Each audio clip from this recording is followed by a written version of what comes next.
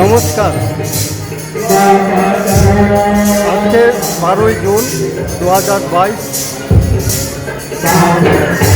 ভারতবর্ষের রাজধানী দিল্লির সাউথ ভবন, সেখানে অখণ্ড কীর্তন শুরু হয়েছে সকাল 9টায়, 1টায় শেষ হবে।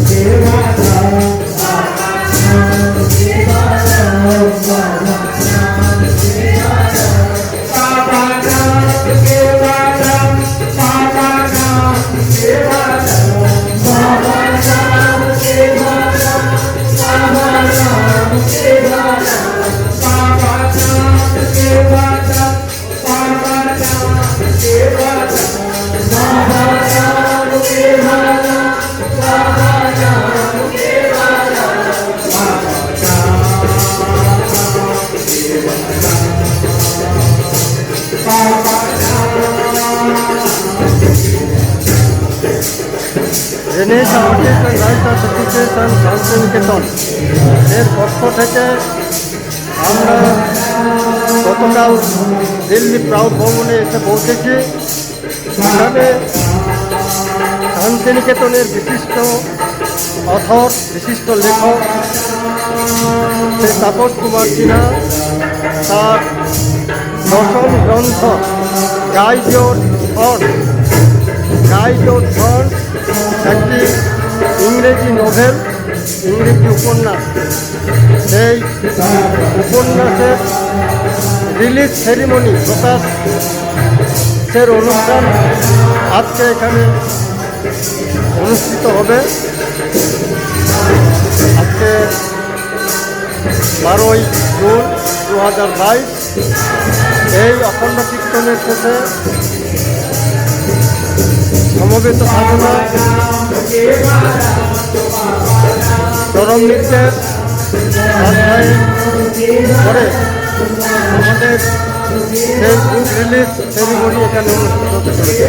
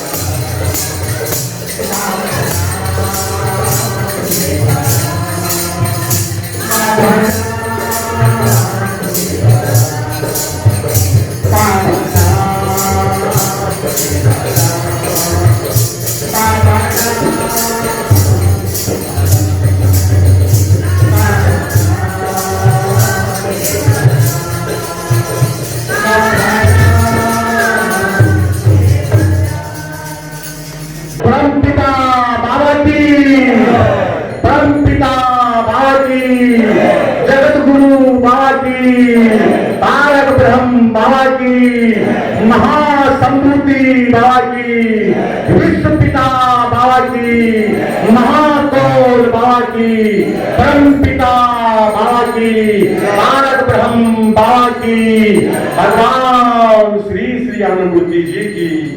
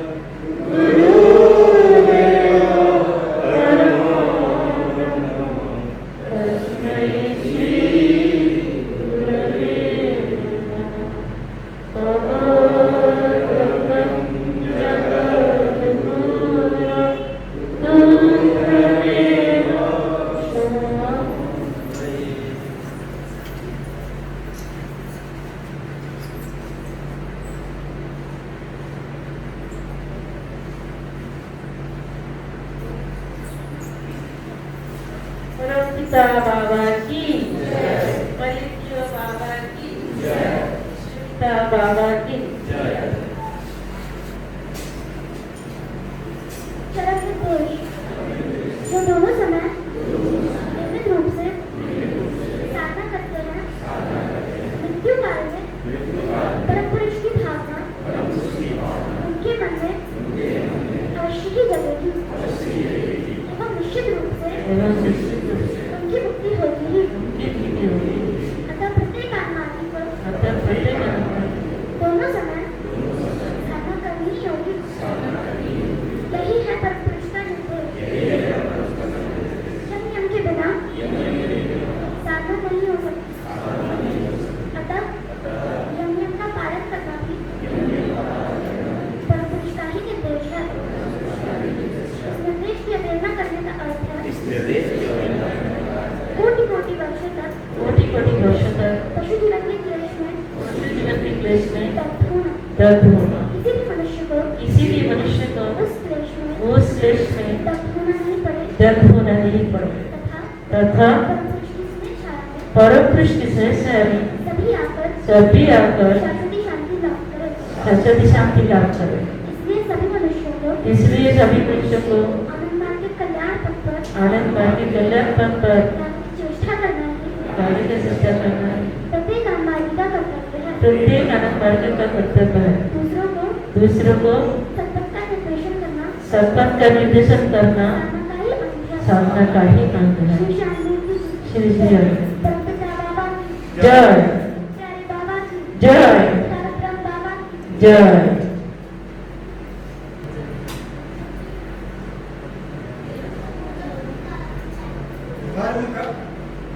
स्वाध्याय धर्म का बीज मंत्र। यदि किसी बड़ी या भारी वस्तु को कोई एक जगह से दूसरी जगह ले जाना चाहे तो उसके लिए सबसे बुद्धिमानी का काम होगा उस वस्तु के बीज को साथ ले जाना। एक पूरे वट वृक्ष को एक स्थान से अन्यत्र ले जाना बहुत कठिन है, किंतु उस वट वृक्ष के छोटे बीज को ले जाना आसान है। बीज को ले जाना ही वृक्ष को ले जाना होगा। अनेक शब्दों को, अनेक बातों को अगर संक्षेप में कहा जाए तो उस संक्षिप्त सार को कहा जाता है सूत्र। ठीक उसी प्रकार अनेक भावों को यदि संक्षिप्त किया जाए तो उसे कहा जाता है उसका बीज मंत्र। अनेक बातों का बीज सूत्र है, अनेक भावों का बीज है बीज मंत्र। पंडित लोग बहुत सी किताबें लिखते हैं, बड़ी बड़ी किताबें लिखते हैं। 20 पृष्ठों पर जो बातें लिखी हुई हैं हो सकता है वे ही बातें 4-5 शब्दों में कही गई हो। इन 4-5 शब्दों को कहेंगे सूत्र। प्राचीन काल में दर्शनीकरण अपने दर्शन के विषय समूह को सूत्राकार ही लिख कर रखते थे। महर्षि कपिल अपना सांख्य सूत्रम, महर्षि पतंजलि अपना पातंजलि दर्शन सूत्राकार ही लिख गए। उसी प्रकार आनंद मार्ग का दर्शन आनंद सूत्रम पुस्तक में सूत्राकार में ही लिखित है। ईश्वर का अस्तित्व किस जगह स्थित है? कहा गया है तस्थ स्थिति अमानी केसु। समाधि की अवय स्थिति कहाँ स्थित है? तो तस्थ स्थिति अमान सिकेसु।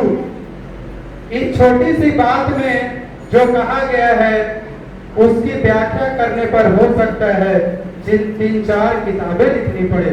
ठीक उसी प्रकार मनुष्य के अंदर जो विद्या का भाव है, जो इंटेलेक्ट है, उसकी आभ्यंतरिक या बाह्य अभिव्यक्ति चाहे कुछ भी हो, उसके लिए बीज मंत्र है ए। इस सृष्टि को छाती पर किसी तरह की धाराएं विस्तृत हो चली है। समस्त सृष्टि के लिए एक बीज मंत्र है अ या अ। जो कुछ भी 5 भौतिक अभिव्यक्तियां हैं, कितना विराट है यह विश्व, इसका बीज मंत्र है क। इसलिए क हमारी वर्णमाला का प्रथम व्यंजन अक्षर है। निश्चय ही संस्कृत भाषा में क के अनेक अर्थ हैं। क है प्रथम व्यंजन वर्ण, 5 भौतिक सृष्टि का बीज, कार्य ब्रह्म, सर्वति बोधिचित्त परम पुरुष का मन जब समृद्धि में रहता है, उसी बोधिचित्त को कहा जाता है क। इस क का अर्थात सृष्ट जगत का जो पालन करते हैं, सेवा करते हैं, वही है कपालिक, अर्थात जो सृष्ट जगत के सबों की सेवा करते हैं। क का और एक अर्थ है जल, क के द्वारा छादित, अर्थात इसीलिए कच्छ, अर्थात जिस जगह के चारों ओर जल है। भारत के गुजरात के कच्छ नाम का एक विस्तृत अंचल है। 18 हम लोग आनंद मार्ग में ऐसे सूत्रों को प्रयोग प्राय ही किया करते हैं, जैसे education relief and welfare section, Eros Anand Marg की एक शाखा है। हम लोग संक्षेप में इसे इरोज कहते हैं। कम अक्षरों में काम हो गए। उसी प्रकार प्रत्येक मनुष्य का एक जीवन वेद होगा। अब जीवन वेद के संबंध में कहने से बहुत कुछ कहना पड़ता है, उतना बोलना मुश्किल है, याद रखना भी मुश्किल है। इसलिए मनुष्य के जीवन धर्म का है जो बीज है, जीवन वेद का जो बीज है, बहुत दिन पहले ही मैंने उसे तैयार किया था। मौखिक रूप में 1-2 बिंदु से यह भी किया, किंतु प्रकट रूप में नहीं कहा था। आज कहूंगा, वह भी सूत्र है, भविष्य। मनुष्य को सभी क्षेत्रों में इन चारों अक्षरों को स्मरण रखना उचित है। ऐसा करने पर उसकी प्रगति होगी ही। यह है गुप्त बीज मंत्र, गुप्त गायत्री भी कह सकते हैं। यह जो भ है, इस भ का अर्थ है भगवान। यहाँ भगवान का प्रयोग परम पुरुष के अर्थ में कर रहा हूँ। परम पुरुष भी भगवान है। भग शब्द के द्वारा कई विशिष्ट गुणों का बोध होता है। जैसे हम लोग कहते हैं भगवान बुद्ध, भगवान श्री चैतन्य, भगवान शंकराचार्य इत्यादि। उसी प्रकार परम पुरुष भी भगवान है। यहाँ हमारा उद्देश्य परम पुरुष के भाव को ही रखना है। संस्कृत भाषा में लौकिक अर्थ में भग का अर्थ भाग, जैसे प्राचीन संस्कृत में एक शब्द है भगधर। भगधर का अर्थ है भाग्यधर या भाग्यवान। यही शब्द किसी पुरानी फारसी भाषा में कहा गया बहधर। वही बीज फिर पंजाबी भाषा में कहा गया बहदर। उर्दू में उसे बहादुर, हिंदी में भी बहादुर और बांग्ला में भी बहादुर। यहाँ परम पुरुष जिस अर्थ में भगवान है, उस क्षेत्र में भग का अर्थ हुआ ऐश्वर्यम समग्र च दीर्घं च यश च श्रिय ज्ञान वैराग्यश्च यन्न भग इति स्मृतम्। अणिमा, महिमा, लघिमा, ईशित्व, विशित्व इत्यादि 8 प्रकार के ऐश्वर्य हैं। अणिमा है अपने को बहुत छोटा बनाकर किसी के मन के भीतर घुस जाना, उसके मन के भीतर की सभी बातें जान लेना। लघिमा का अर्थ है हल्का होकर मिल जाना और सर्वत्र परिव्याप्त होना, और कहाँ बचा हो रहा है उसे देख लेना। महिमा का अर्थ है गुण की अपूर्व अभिव्यक्ति कर दिखला देना कि सभी गुण एक ही वस्तु में, एक आधार में रह सकते हैं। ईशित्व का अर्थ है कभी तो नियंत्रण में लाकर, कभी प्रकाशित कर, भय दिखाकर, डांट फटकार कर या समझा बुझाकर प्यार से काम करा लेना। इसी तरह 8 ऐश्वर्य हैं। यह एक नंबर गुण। इसके बाद दूसरा गुण है वीर। कहा जाता है लोग प्यार करते हैं और भयभीत भी उसी से होते हैं। ऐसा क्यों होता है? बिनु भय होई न प्रीति, एक संस्कृत कहावत है। थोड़ा भय न रहने पर प्यार भी नहीं होता। जिससे प्यार करेंगे उसके प्रति थोड़ा भय रखना जरूरी है। यशा का अर्थ है प्रशंसा, पॉजिटिव धनात्मक प्रशंसा अथवा निगेटिव ऋणात्मक प्रशंसा। कुछ लोग अच्छा सी प्रशंसा करेंगे, कुछ लोग भयंकर विरोध करेंगे। तुम लोगों ने ध्यान दिया है, आज से 7000 वर्ष पहले सदाशिव चले गए, आज भी बहुत लोग उनकी प्रशंसा करते हैं और कुछ लोग उनकी निंदा भी करते हैं और विभिन्न तरीकों से उनकी व्याख्या करने की चेष्टा भी करते हैं अपने मन गढ़ंत रूप में। जो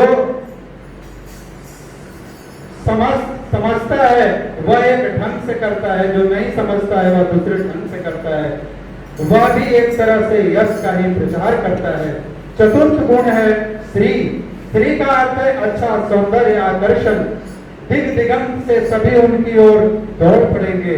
वह डांट फटकार करें या प्यार करें, लोग उनकी ओर दौड़ आएंगे, आए बिना नहीं रह सकेंगे। इसी गुण का नाम है स्त्री। नाम के पहले भारतवर्ष में स्त्री लिखने की विधि है।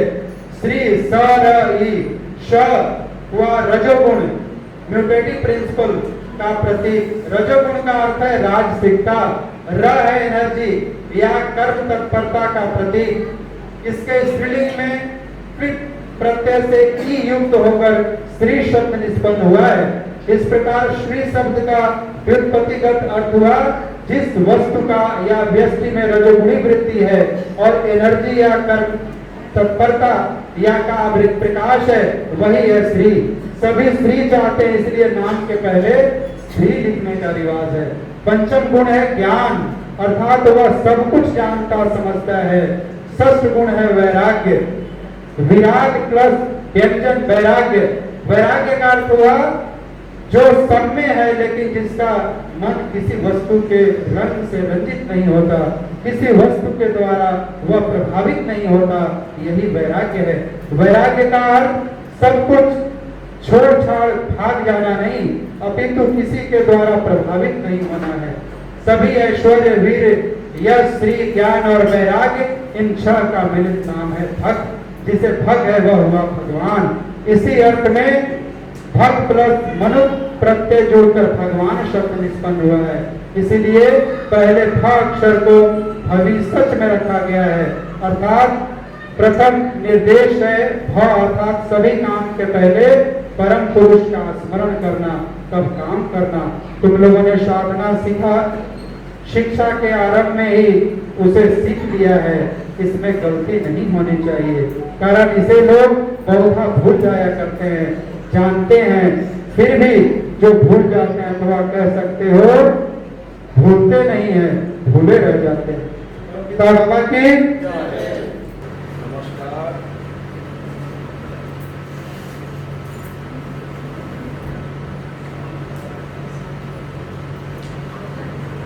आज का जो थीम जो है 12 जून, अभी अखंड कीर्तन हम लोग भाग लिए और बाबा की महिमा, बाबा की कृपा, बाबा की वंदन हम लोग सब कोई किए, सब कोई अनुभव किए। तो मैं दादाजी चंद्रमा जी को बहुत धन्यवाद देते हैं जिन्होंने मेरे को बोले कि करने के लिए। तो आज के ये जो दिन है, जैसे यहाँ हम सभी लोगों के लिए बहुत महत्वपूर्ण दिन है, तो इससे भी ज़्यादा मेरा जीवन में इसी दिन मतलब 12 जून 1990 में बाबा के संस्पर्श में रहने का मौका मिला था। तो वो दिन को मैं याद करते हैं कि बाबा बुलाए थे और बाबा के पास जा करके बाबा को सत्संग प्रणाम करके बाबा को मसाज करने का मौका मिला था और बाबा को सेवा करते हुए करीब 1.5-2 घंटा बीत चुका था। अचानक बाबा पूछे थे, इसी बीच में बाबा साधक जीवन का क्या क्या उद्देश्य है, क्या क्या महत्व है, इस सबके बारे में बाबा बताते गए। और हम लोग तो मनुष्य जीव हैं, तो ग्लैंड्स, सब ग्लैंड्स कब क्या विकास होता है और उसका विकास के साथ साथ उसका शरीर में, मन में क्या क्या क्या इसका इन्फ्लुएंस होता है, इस सब के बारे में बाबा बताते गए। कीर्तन के बारे में बाबा बताते गए, फिर बायोसाइकोलॉजी के बारे में बताते गए। और उस समय मेरा पोस्टिंग हुआ था टर्की में, तुरस्क का मेरे को मौका नहीं मिला था उस मुहूर्त तक। तो मेरा मन में थोड़ा संशय था कि कहाँ का कि है इस्लामिक कमी जगह है, तो उधर वहाँ जा कर के क्या करेंगे नहीं करेंगे मेरे को कुछ जानना चाहिए था। तो बाबा इस सब के बारे में भी बताते गए कि ये बाइजेंटाइन सिविलाइजेशन था, कॉन्स्टेंटिनोपल था। बाबा इस्तांबुल में टर्की में बाबा जा चुके थे, तो वहाँ का मंदिरों का प्यार भक्ति ये सब का बारे में बाबा बताते गए। तो मेरा मन में जो कोई भी प्रश्न था वो प्रश्न का समाधान मिल गया, प्रेरणा मिल गया। और बाबा के संस्पर्श में जाते हुए हम लोग को मालूम है जरूर कि बाबा का शरीर से बहुत ही सुगंध निकलता था।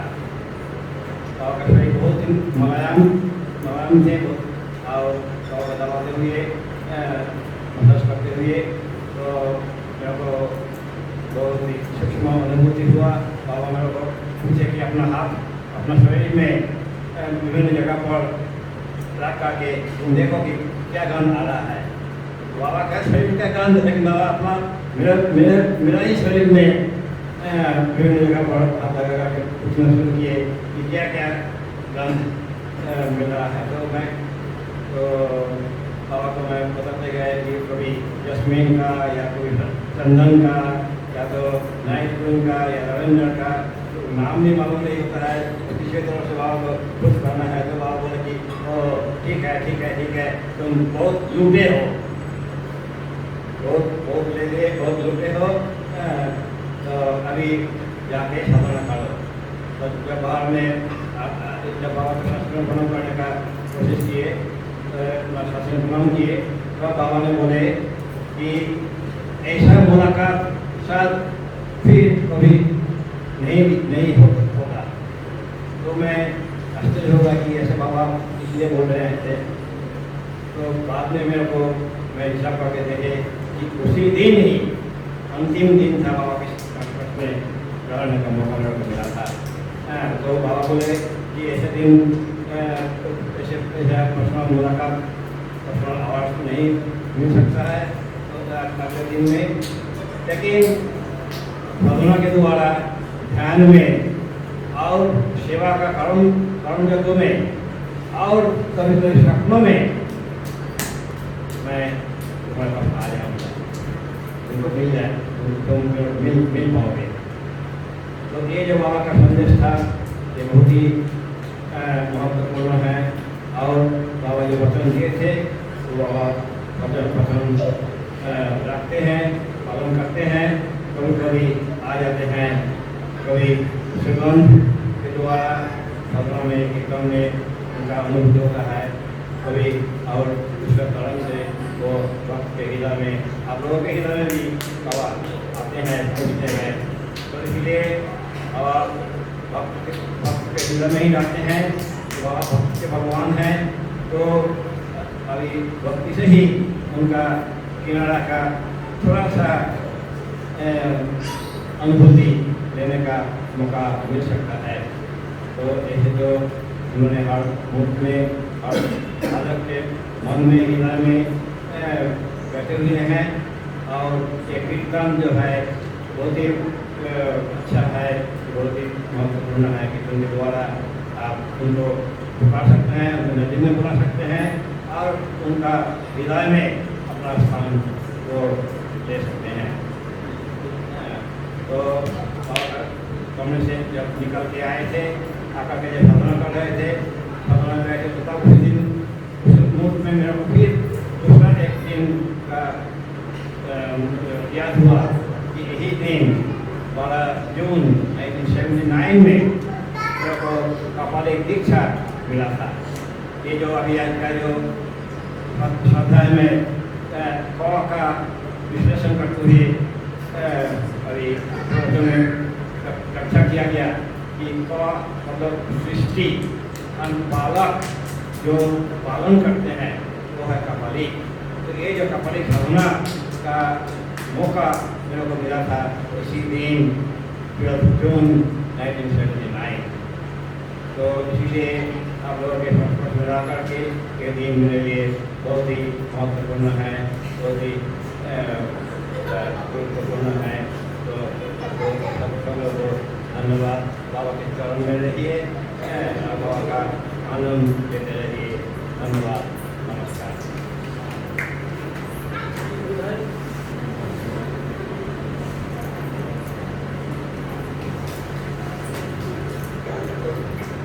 नमस्कार।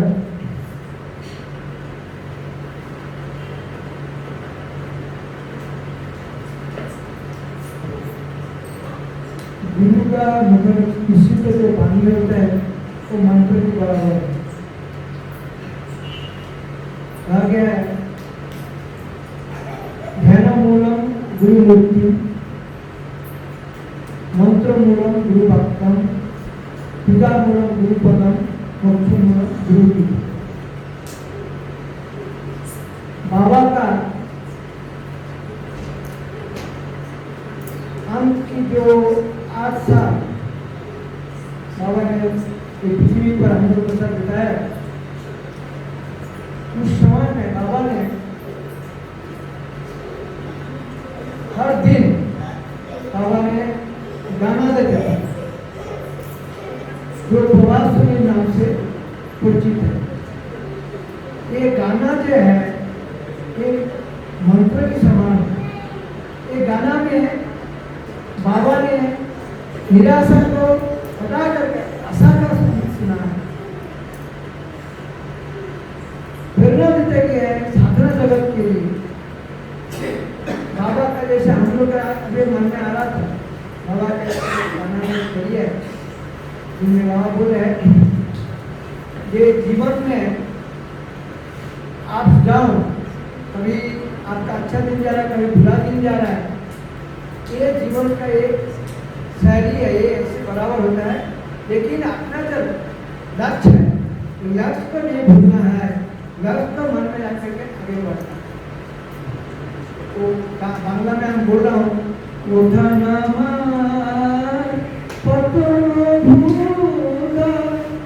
चरण पाथे आसे ओ की साथे রেখে ছড়িও ঈশ্বর মানবতার জয় অনিবারে। ये बाबा का एक गाना है, जो गाना बोल रहा है कि जीवन का जो अप डाउन, कभी अच्छा दिन जा रहा है, कभी बुरा दिन जा रहा है, ये तो स्वाभाविक गति है।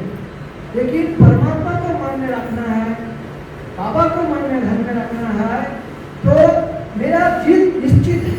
मैं मेरा जो अंतिम लक्ष्य है मानव जीवन का वो तो ये चीज है।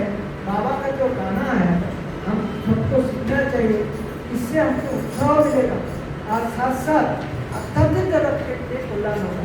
क्योंकि मन की भावना अगर नहीं होता है, आप साधना करने चाहिए, साधना नहीं होता है। हम लोग बहुत समय बैठता हूँ साधना में, लेकिन मन भागते रहता है इधर उधर और कोशिश भी करेगा तो किसी साधना नहीं होता है। गुरु के पास पढ़ने का साधना नहीं हो सकता है। जो साधना करने के लिए आप लोग आए हैं, बाबा एक किताब में मिले, आपका आना भी उनका परिकल्पना का अनुसार हुआ है और आपका जीवन का सारी प्लानिंग उनका मन में है। आप सोच लीजिए मैं आ गया हूँ, मन में आता नहीं ना, ये उनकी परिकल्पना का अनुसार हो रहा है। हम लोग का आना भी एक कारण है।